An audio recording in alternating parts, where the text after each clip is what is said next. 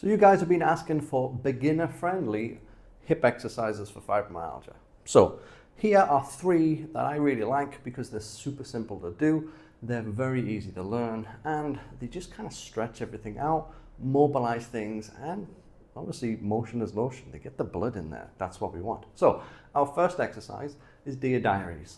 Why do we call them Dear Diaries? Well, because they look a bit like this. Dear Diary, I saw Tyler today in the hallways. He smiled to me. Oh, it's so dreamy.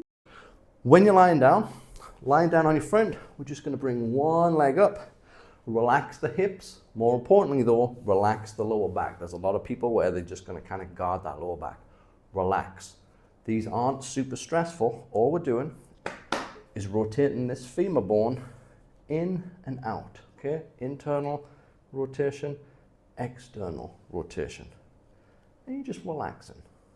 So this isn't about trying to push through, really trying to push, see how far you can get. It's just about mobilizing whatever range of motion you've got. So you'll definitely have a bit more this way as opposed to outwards. Just mobilize. So give me a couple of reps, Johnny. In and out. Boom, boom. So you see, Johnny's actually a little bit tight on the internal rotation when his foot goes out. So I will be prescribing this for him. Don't you worry. Rep-wise, don't think of it too much as how many should I do. Think of this as this whole routine that we're going to cover. You've just woken up, and rather than kind of being stiff for the rest of the day in our hips, we're just going to do a little bit of exercises. So you could literally lie down on your bed doing this nice and comfortable and just spend a minute each leg. Internal, external rotation, just kind of pulling those tissues a little bit, pushing some blood in. Stretching feels good, so do it. Next exercise, Mermaid Clams. I'm not a super big fan of clams in general, but I do like them when they've got a little bit of internal hip rotation, which you're going to see. So remember, this whole little series for beginner exercises is set up for people who have issues like putting weight through the hips. So you might find this is a little bit uncomfortable. So you can do them in bed. You know, you don't have to be uncomfortable while you're doing them. Make everything comfortable. Likewise, see how Johnny's using his arm to support his head. You don't want to be crooking your neck when you do it. So first thing we need to do is pull you into the kind of fetal position. So we're just going to pull the legs in, okay? But the rest of Johnny's nice and straight, okay? Fetal position legs. Just think back to the womb, how nice it felt, you know? So we're in this position. Next up, Johnny is a beautiful mermaid. I know it might be a bit difficult to imagine, but he is, okay? What he's going to do is he's going to lift his tail up. There we go. So we see this leg that we're going to work, the one on top, is now internally rotated a bit. And what Johnny's going to do, he's going to hold his tail in the air and he's going to open his knee up like this, okay? And he's going to rep it out. And what he's going to find is that this glute medius on his right side, on the upper hip, okay, if you're looking at him, it's going to start to burn a little bit.